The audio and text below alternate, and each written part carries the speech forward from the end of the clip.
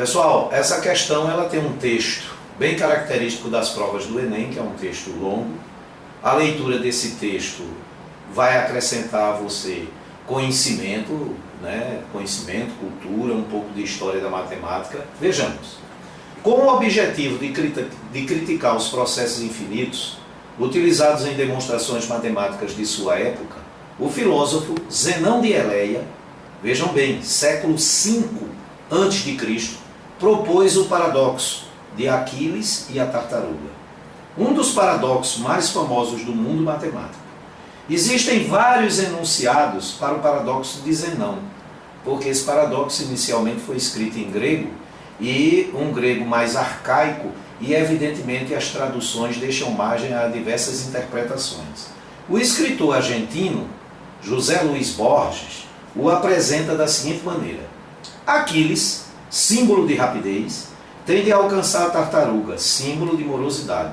Aquiles corre 10 vezes mais rápido do que a tartaruga e lhe dá, ou seja, Aquiles dá à tartaruga 10 metros de vantagem. Então, no instante inicial, em que ambos partem simultaneamente, a tartaruga encontra-se 10 metros à frente de Aquiles. Agora lembre-se, a velocidade de Aquiles é 10 vezes maior do que a da tartaruga. A velocidade da tartaruga é 1/10 da de Aquiles. O que significa dizer que num determinado intervalo de tempo, a tartaruga percorre uma distância que é 1/10 da distância que Aquiles consegue percorrer no mesmo intervalo de tempo, ou que Aquiles percorre uma distância que é 10 vezes a distância que a tartaruga percorre no mesmo intervalo de tempo.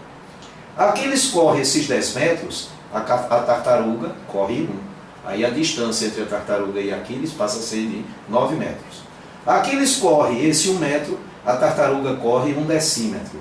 Aquiles corre esse decímetro, a tartaruga corre 1 centímetro. Aquiles corre esse centímetro, a tartaruga 1 milímetro. Aquiles corre esse milímetro, a tartaruga 1/10 de milímetro. E assim infinitamente, de modo que Aquiles pode correr para sempre sem alcançá-la.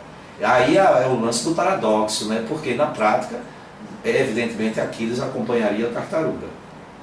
Fazendo a conversão para metros, a distância percorrida por Aquiles nessa fábula é igual a... Qual é a distância que Aquiles percorre nessa fábula? A distância que Aquiles percorre nessa fábula, que ele já dá no texto, é 10 mais 1 mais 1/10 mais 1/10 mais 1 centésimo mais 1 milésimo e assim sucessivamente. Ou seja, você tem uma adição com infinitas parcelas. Ele quer que você expresse essa distância total percorrida por Aquiles na forma fracionária, não é? Então vejamos. A distância percorrida por Aquiles é 10 mais 1 mais 0,1 mais 0,01 mais 0,001 e assim sucessivamente.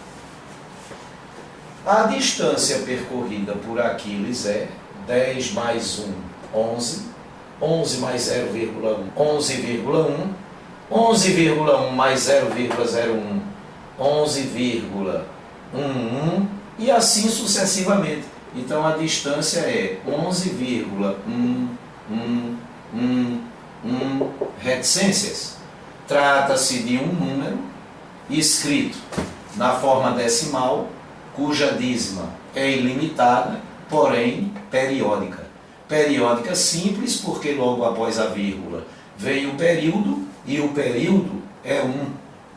Então essa distância vamos usar o algoritmo que transforma números racionais, escritos na forma decimal, cuja dízima é ilimitada, periódica, simples, para a forma fracionária. O algoritmo nos diz que esse número é igual a parte inteira mais a fração geratriz.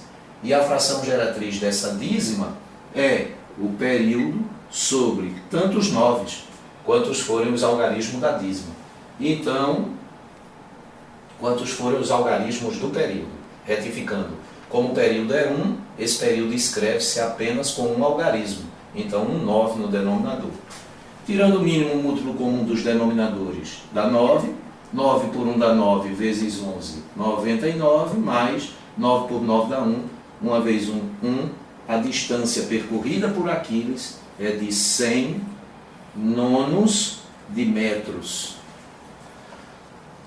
Agora, ele só alcança a tartaruga se ele percorrer esses 100 nonos de metros. Agora, para ele percorrer esses 100 nonos de metros, é preciso que ele o faça em uma infinidade de etapas, não é? Onde em cada uma das etapas, que corresponde a uma das parcelas, ele estará percorrendo 1/10 de metro. Então, a resposta vai para a letra E.